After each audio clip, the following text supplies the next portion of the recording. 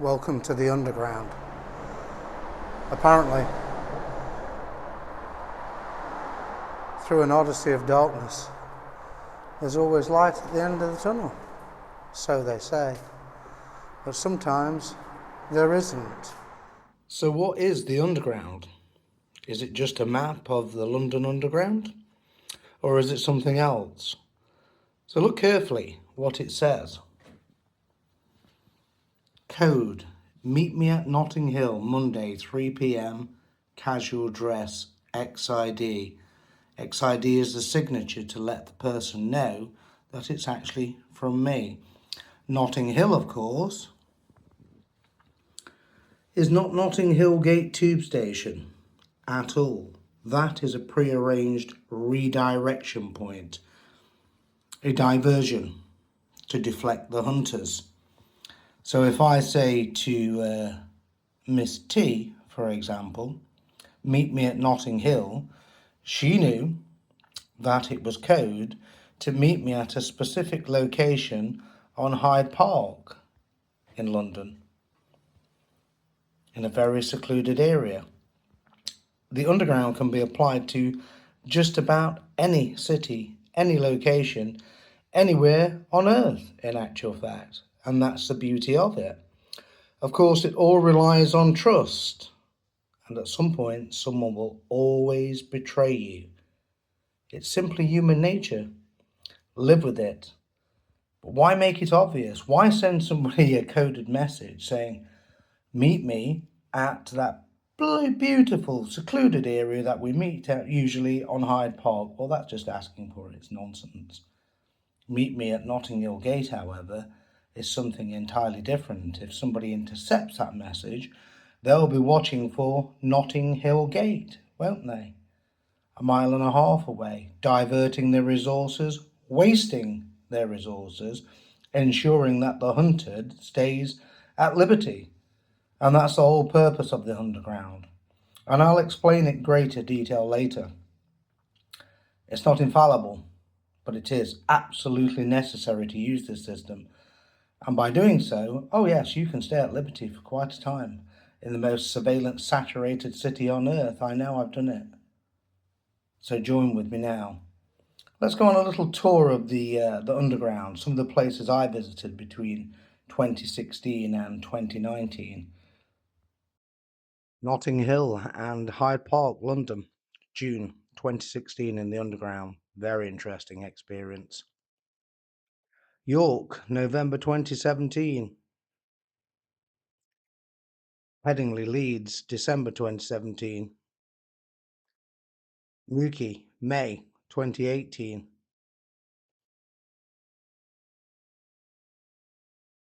Ah yes, Tunbridge Wells, Kent, May 2018. Brighton, June 2018. Tired. Long day marching. Spent a lot of time in Brighton, in actual fact. Quite a few weeks bobbing and weaving, moving around, leaving false trails, and having a great time. At liberty, at large. Eastbourne, July 2018. Very hot, very beautiful. Great time.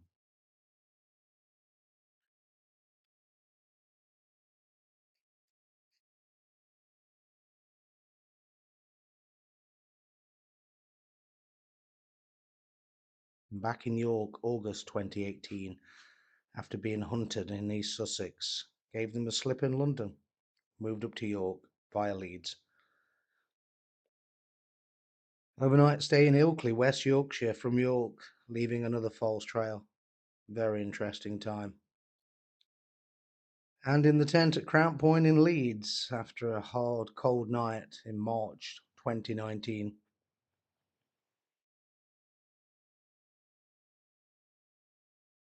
And then in Cardiff, with more adventures.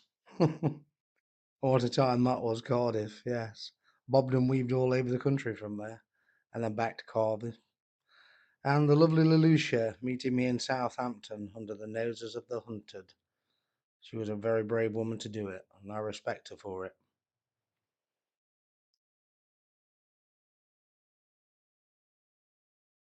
Weymouth, Dorset, where I met the lovely Maria and spent a weekend with her in East Devon. Very interesting time as well. It can be fun. And the journey ended in Oxford, 21st of October 2019, because of serious illness. I had to stay there for 10 weeks to recuperate, and that was the end. So remember, in the underground, there are a whole manner of tricks, ploys, ruses, and deceptions that you need to employ to stay at liberty. So you need an alphanumeric email address, and not just one. The objective behind that basically is that it contains absolutely no identifying information. It's simply alphanumeric. Don't include words, just letters and numbers in an unintelligible, almost gibberish mix. To ask for a username, just make something up basically. It doesn't even need to be a name. If you want to register it to a mobile phone, make sure it's a pay-as-you-go burner. The email addresses, you'll need to use things like to book hotels. But you don't book them electronically, as I explained in the previous episode. You book them online and then pay in cash. So remember, those alphanumeric email addresses, I used to use Mail.ru quite a lot in actual fact, because it's Russian and any application for an interception warrant will be refused, obviously, by the Russian FSB. The MFA won't grant any consent for that, so that's one of the reasons why I used to use Mail.ru and also Yandex. But obviously security has been tightened up these days, but you can pretty much adapt it to any email platform. You need to change your email address every couple of weeks. Don't keep using the same email address, obviously. It surely should be self-explanatory because it can be locked onto. Okay, so keep using new email addresses. The same is also true with mobile phones. The vast majority of the time you need to keep a mobile phone in flight mode.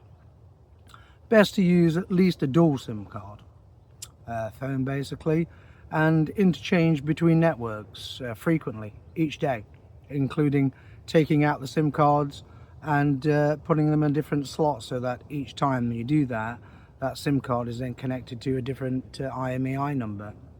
You can also use cloaking software, an app which you can download. There are several in actual fact. I use one in particular. It's completely legal, nothing to worry about. And you can change the IMEI number, not physically, but cosmetically. It basically throws off any lock onto the IMEI number. You've got to think small. So you connect to a Wi-Fi network. Okay, that's perfectly permissible. But it must be a heavily encrypted connection. You must use a good quality VPN. In fact, you must use a VPN at all times, even when you're mobile connected to the internet or social media. Don't make mobile telephone calls. If you do, make sure it lasts no more than 3 minutes. 3 minutes and they've got you. End of. Okay? Remember what I said in the previous episode about using ATMs. It's a myth that you can't use them. You can.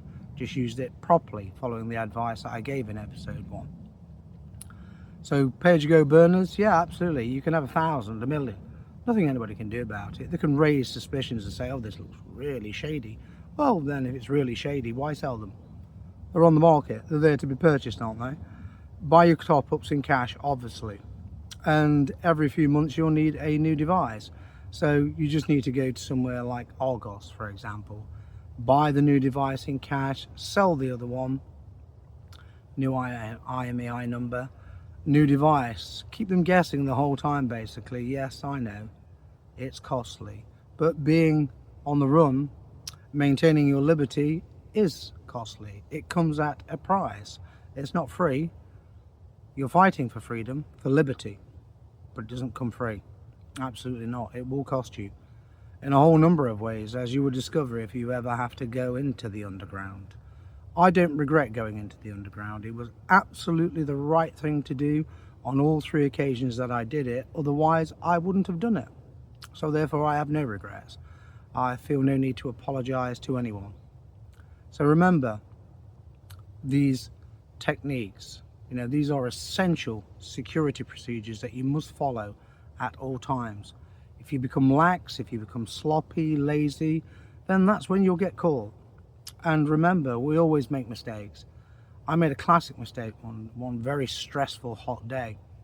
I actually clicked the wrong button on booking.com and actually booked a hotel using one of my genuine email addresses, which was being monitored by the hunters. And so therefore I just thought, well, okay, you know, there's an omen. That's fair enough. I'll use that as a distraction tactic. I then got off the coach at the next stop and went to another location and stayed there instead. No harm done. But these things happen. You must learn to use them to your advantage immediately. So now we're going to some other aspects of the underground on location in Sussex and in London. Enjoy. I certainly did. I suppose it's entirely just for people to say, why did you go on the run? Well, there is no one single or simple answer. There are a number of factors in actual fact to be considered. It's never an easy decision to make. Actually, it's a very difficult decision to make, particularly in terms of what you know you have to sacrifice being on the run. But I don't regret it, and I'll tell you why.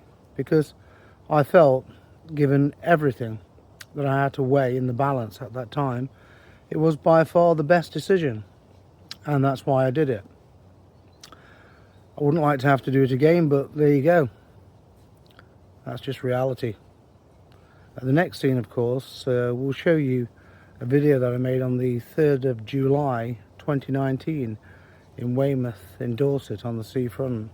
I think that probably explains it far better than I can now, some years later after doing it, because it was shot then, at that moment in time, in live conditions with all the strains and stresses of being on the run. Let's go and take a look at how I looked and felt back then. So, why go on the run in the battle for free speech? In the first instance, maybe people thought, well, it seemed like a good idea at the time. Actually, no, it was a very calculated decision.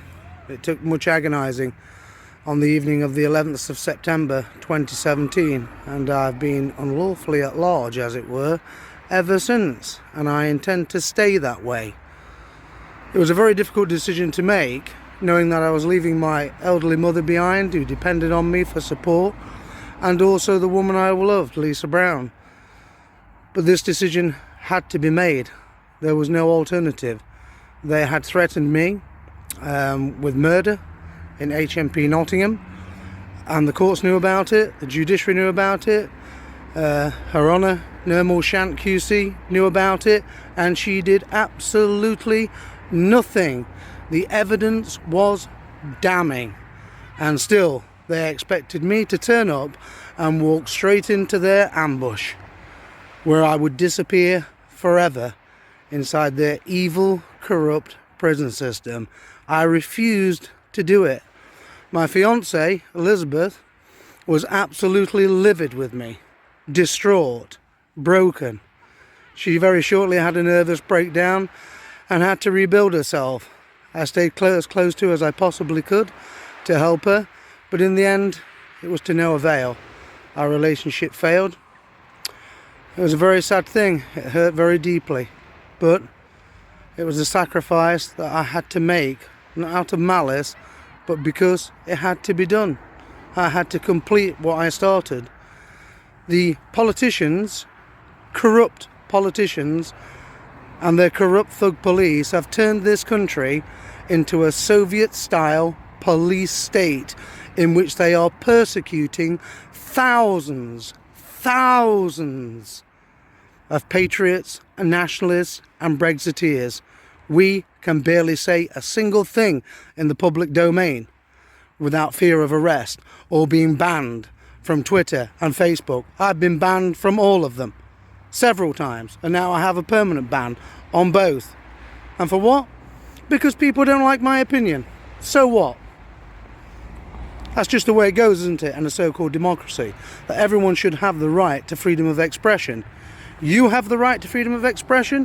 Why shouldn't I have the right to freedom of expression? We should all have the right to freedom of expression. This is why I campaign to enact a new British Bill of Rights in which, in constitutional law, the right to free speech is enshrined and which binds all future parliaments, which means it can never be repealed. Never. And all politicians have to comply with it. Or perhaps you'd prefer the current system of the EU hate speech tyranny, in which no one that they disagree with, no one that they hate, that they dislike, is allowed to speak their mind in public on any matter that offends their virtue signalling and their cultural Marxist fanaticism. I will not back down to them. I will fight. I've been 3 nominations for Free Speech Awards. You would think that somewhere along the line that someone, particularly those who nominated me, would know what they were talking about, that I was the type of person they considered worthy of nominating for Free Speech Awards. But in the eyes of the state, well, I'm just a run-of-the-mill terrorist, aren't I? Someone who has to be hunted, persecuted, plagued, because I refuse to comply. What I want you to do is follow my example. Defy, resist, do not comply, because ultimately all tyrannies are defeated by defiance, not compliance.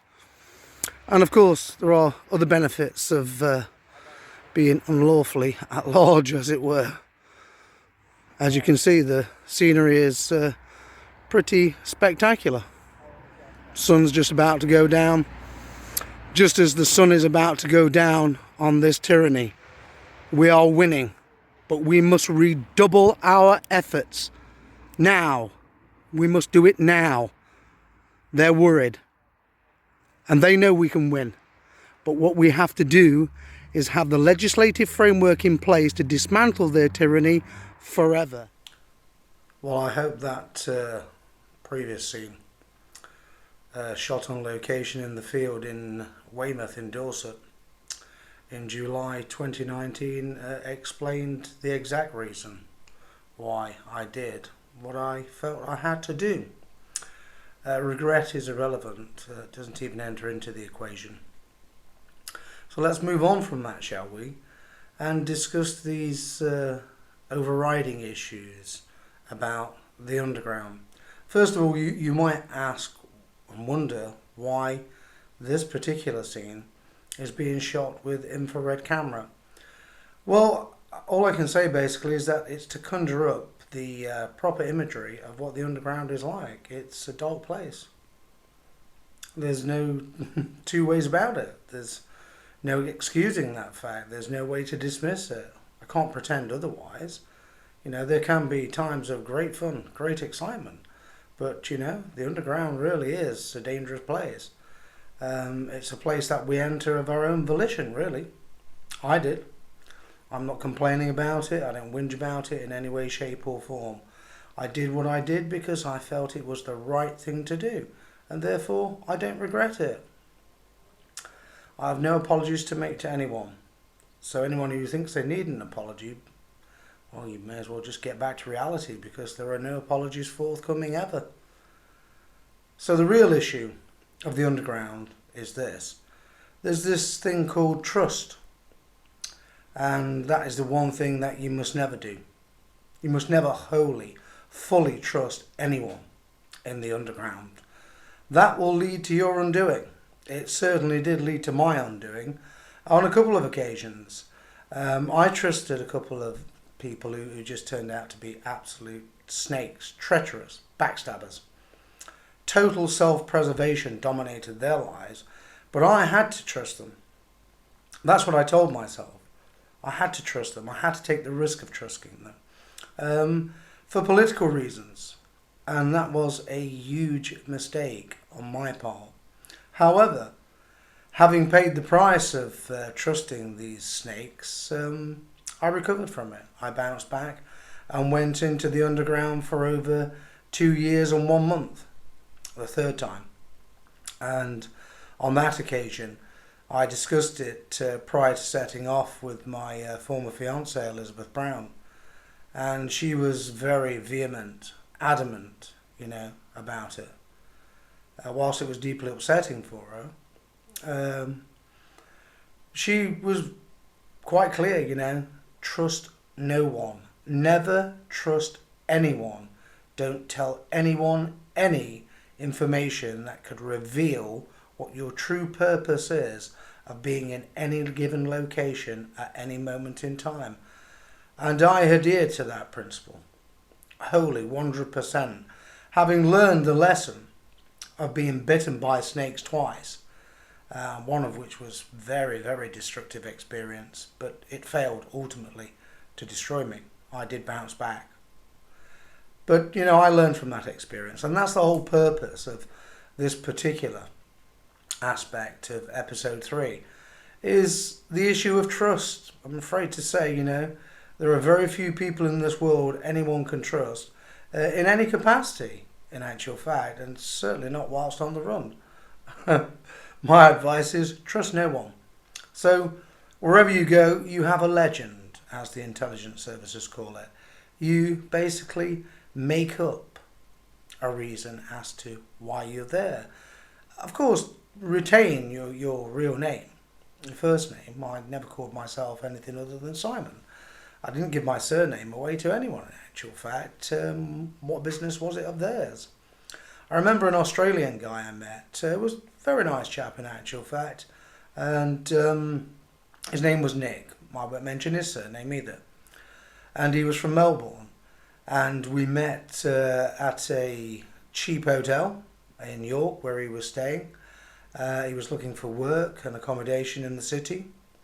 But eventually he secured a job in Manchester at a restaurant, whilst also undertaking some educational work there. And of course I was in Manchester later, pursuing other lines of investigation against people who'd made death threats against me. So obviously that had to be sorted out. So the thing with Nick was, he was a very nice guy. He was very intelligent, very interesting person, and very helpful. But when he moved into a new flat on the very outskirts of Manchester, he asked me to help him fix up the flat. So I spent a week with him there. I never once disclosed my surname to him. And on one occasion, the last time I met him, in actual fact, in Manchester city centre, he asked me for my surname. And I declined to give him that information because of trust. There's nothing personal. It's just a trust matter. The whole time it's trust. It can never be anything other than trust. And I trusted no one. Absolutely no one. Not one person. I regarded everyone quite simply as being the enemy. Could be anyone. And it could be anywhere, at any time, at any place. And that is the way you have to operate in the underground. Trust absolutely no one. Trust yourself and your own shadow, so to speak. Hopefully the shadow can be trusted. But that's the whole point of the underground, is you're a shadow. You're a ghost operator. And that's the way you have to approach it. So in the underground, remember the advice that I've given in the previous excerpts of this episode 3. Follow those examples, because trusting anyone in a situation like this, it's just asking for it. It's asking to be betrayed. And having been betrayed twice by snakes, no. Trust is not on the agenda. It is most definitely 100% off the menu.